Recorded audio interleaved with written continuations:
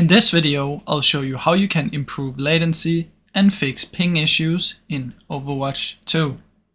Now first what you want to do is come down here and search for Device Manager. From in here we want to update our network drivers.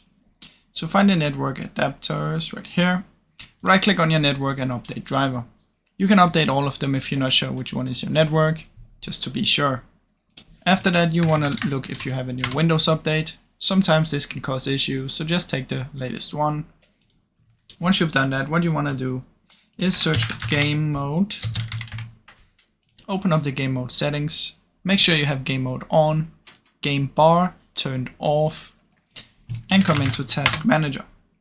Now in Task Manager you want to close down everything that uses way too much that you don't use.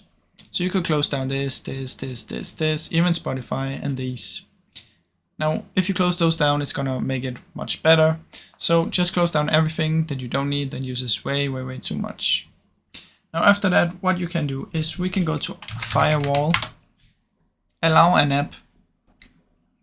In here, what you wanna do is click here, change settings, so you can change anything in here. Press O and look for Overwatch. Now if you have both of these, it's fine. Simply click on this and make sure both are ticked. Now if you cannot find it, you can press allow another app, browse, and look for your Overwatch. Now the way that you can easily find it is search for Overwatch, right click, open file location, right click again, open file location, and you'll find it right here.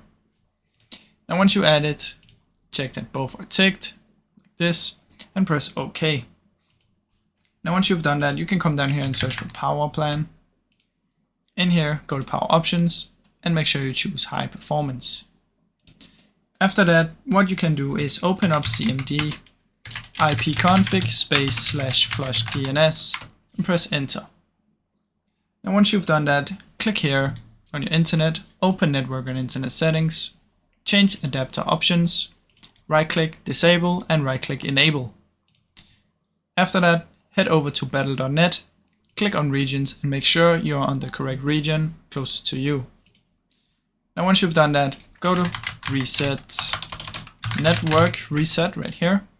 Reset it now and your PC will restart, and then it should hopefully be fixed. Now I really hope any of these helped you. If it did, please leave a like and subscribe, as it helps me out a ton.